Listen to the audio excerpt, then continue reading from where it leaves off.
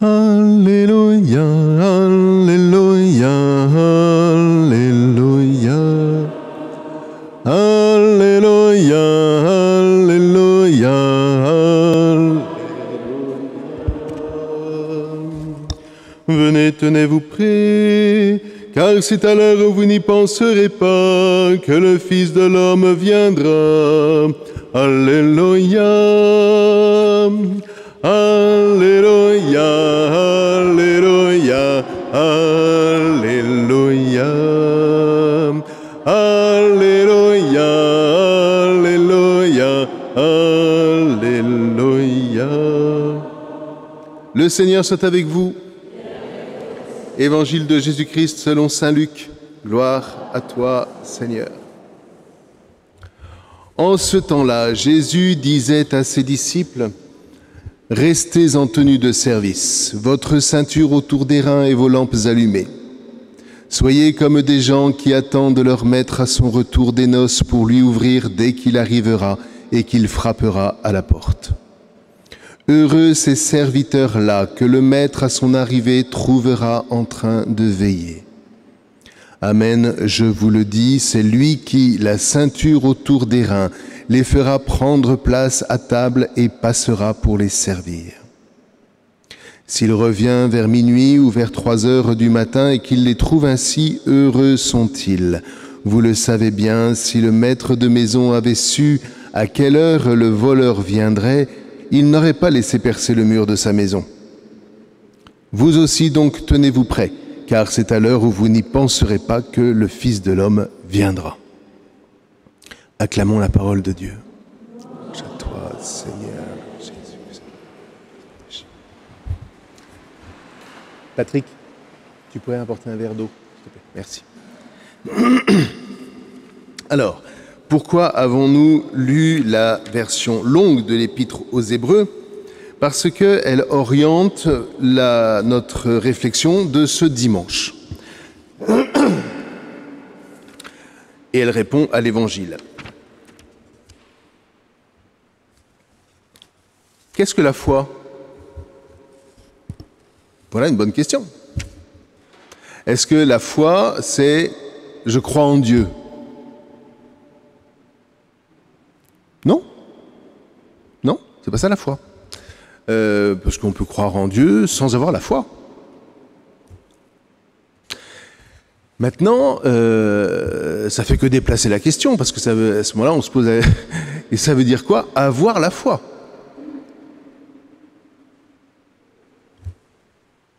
Merci. Excusez-moi, mais j'ai la langue très sèche, donc...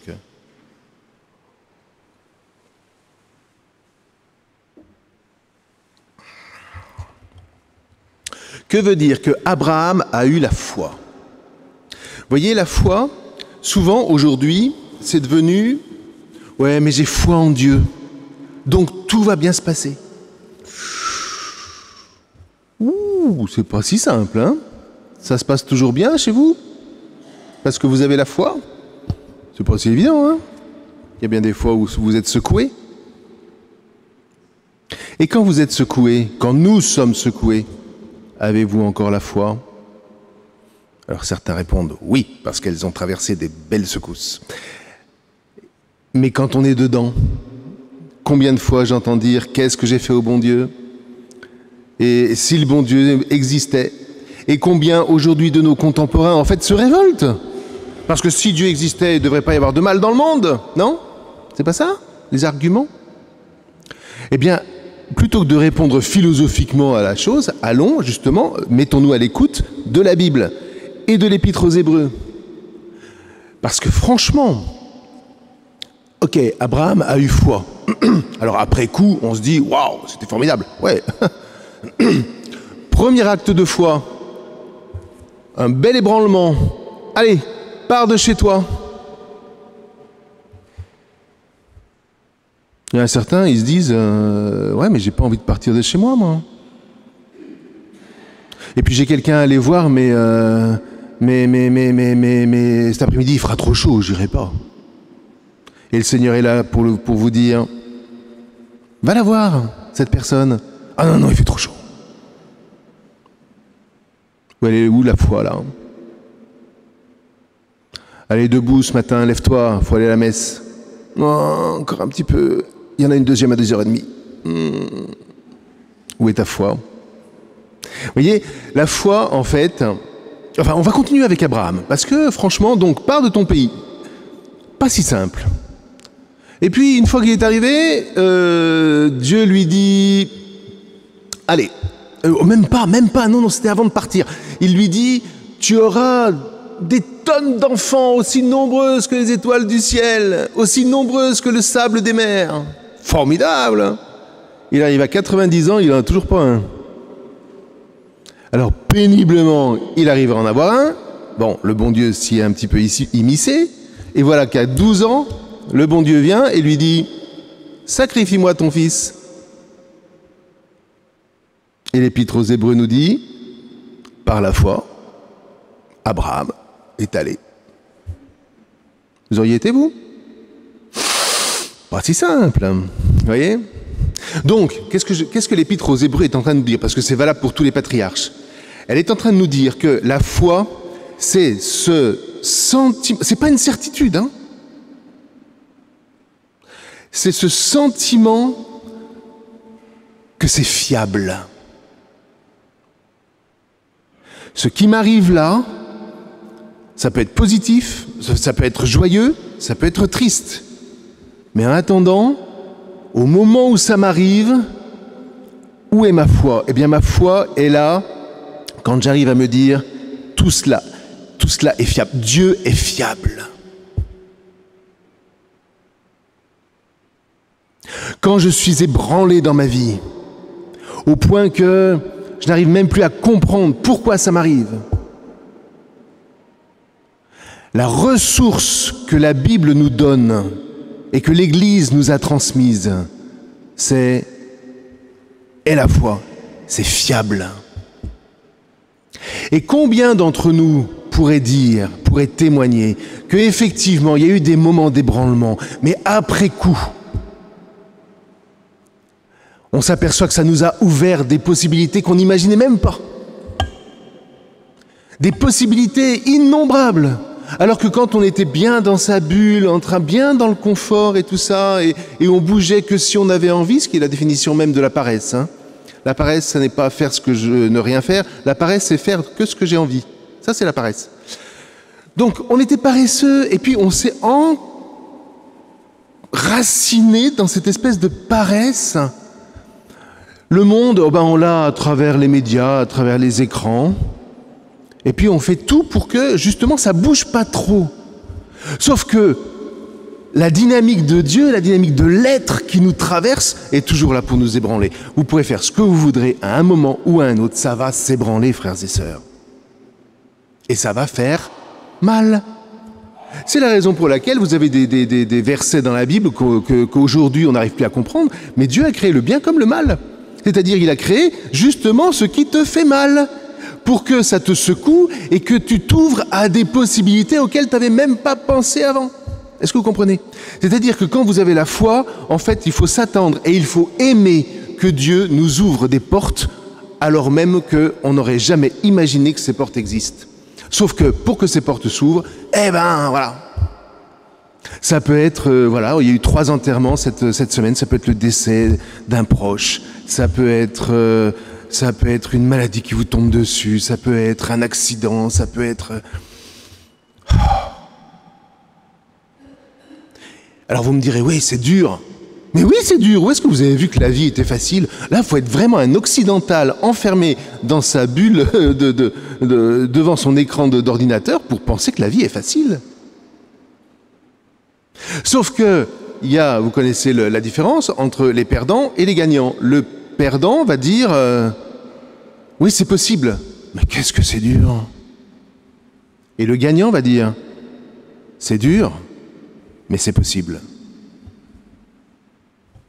Il y a une sacrée différence. Vous inversez les mots de la phrase, voyez? Or, la foi, c'est précisément ce qui va faire de nous en Christ, parce que franchement, aller sur la croix, nous on en a fait des petits pendentifs, des petits trucs sympathiques. Mais aller sur la croix, et avoir foi dans le Père, mais allez relire le chapitre 17 de l'Évangile selon saint Jean. Nom d'un chien, ça c'est de la foi. Oui, Père, c'est fiable. Alors j'obéis et j'y vais. Vous voyez? Et c'est ça. Trouvera-t-il la foi sur la terre? Dit un autre passage de l'Évangile selon saint Luc. Quand le Fils de l'homme viendra, trouvera-t-il la foi sur la terre? Il n'est pas en train de dire, y aura-t-il encore des croyants? Mais est-ce que lorsque tout va être ébranlé pour que précisément tous les possibles nous soient offerts, est-ce qu'il y aura des hommes qui choisiront de dire « Oui, c'est fiable et on y va ». Ben oui, ça change la perspective, hein. Parce qu'évidemment, si on ne prend pas ça, ben on a la trouille, puis c'est tout. On se dit, oh, dernier jour, plus tard, pour les générations qui suivront. Mais non. Mais non. C'est pour ça que nos ancêtres, dans la foi, attendaient le dernier jour. Ils l'attendent. Et vous l'attendez? Ah, parce que ça va être un sacré ébranlement. Mais n'oublions jamais que lorsque Dieu nous ébranle, encore une fois, c'est pour nous ouvrir des possibles. Ouais. Et d'une certaine manière, dans votre existence comme dans la mienne, vous voyez bien, quand Jésus dit, à la fin de l'Évangile, j'ai perdu, c'est pas grave, à la fin de l'Évangile, lorsque Jésus dit que certains ne mourront pas sans avoir vécu la venue du Fils de l'homme, mais la venue du Fils de l'homme, elle est à chaque ébranlement que nous entendons, que nous traversons. Encore une fois, il y a des ébranlements qui font énormément de bien, qui font énormément plaisir. Quand vous avez un enfant qui arrive, ça vous ébranle. Enfin, je veux dire, un enfant qui arrive, un enfant qui naît, dans votre famille, ça vous ébranle, non? Non? Non. Parce qu'en plus, vous n'en ferez pas ce que vous voudrez de ce gamin. Hein. Alors au début, tout mignon, tout beau, il est innocent. Et puis tout d'un coup, il se met à vous empêcher de dormir. Et puis tout d'un coup, il fait, là, puis il grandit, puis il commence à dire non, non, non, non, non, non, non. C'est-à-dire, il prend sa place dans le monde. Ah ben ça, c'est des ébranlements hein, pour les parents. Et puis tout d'un coup, ébranlement pour l'enfant, parce qu'il s'aperçoit que vous n'êtes pas ses esclaves. Ah, bah oui, mais c'est justement, ne soyez pas les esclaves de vos enfants, parce que si vous le faites, ben ils vont se faire leur bulle. Et ils ne s'ouvriront à aucun possible. C'est précisément parce que la maman ou le papa ne répond pas nécessairement que l'enfant découvre qu'il est capable de faire par lui-même. Non? Sauf que, vous voyez, pour comprendre ça, c'est pas simplement un système, c'est pas simplement un processus, c'est la foi. Oui, c'est fiable. C'est fiable. Avoir la puissance, la ressource, et là on la trouve dans l'Eucharistie, dans la prière quotidienne, etc. Parce que ça s'alimente évidemment, hein, ça se cultive. Chaque jour, dans les petits ébranlements, savoir dire c'est fiable. Au nom d'Abraham, Isaac, Jacob, Moïse, David et tous les prophètes, Jésus, les apôtres, l'Église, les saints. Les saints sont des hommes qui ont vécu des choses extrêmement difficiles, mais au moment où ils le vivaient, ils disaient c'est fiable. Ça va? Bon, bah écoutez, je sais bien que c'est pas facile à entendre tout ça. Parce qu'aujourd'hui, on fait souvent de la foi chrétienne une espèce de pseudo-consolation. Assez grossière. Mais c'est pas ça. La consolation, elle est quand, dans l'après-coup de l'ébranlement, vous vous apercevez que vous avez su emprunter une porte qui s'est ouverte. Là, oui, il y a la consolation et elle est doublée par la joie. Alors si vous le voulez bien, nous allons prier, en particulier pour tous ceux qui sont dans l'ébranlement, et c'est pas facile dans ce moment-là, au moment où on y est, de dire j'ai la foi. Et puis nous allons rendre grâce parce que vous, comme moi, on a tous été ébranlés, et après coup, on s'aperçoit qu'aujourd'hui, on fait des choses qu'on n'aurait jamais fait si on n'avait pas été ébranlés. C'est ma manière de le dire souvent, vous m'avez peut-être déjà entendu, je ne suis pas le prêtre que j'ai imaginé que je serais. Je suis beaucoup mieux. Pourquoi? Parce qu'il y a eu des ébranlements et que le Seigneur m'a fait prendre des directions que je n'imaginais pas. Amen.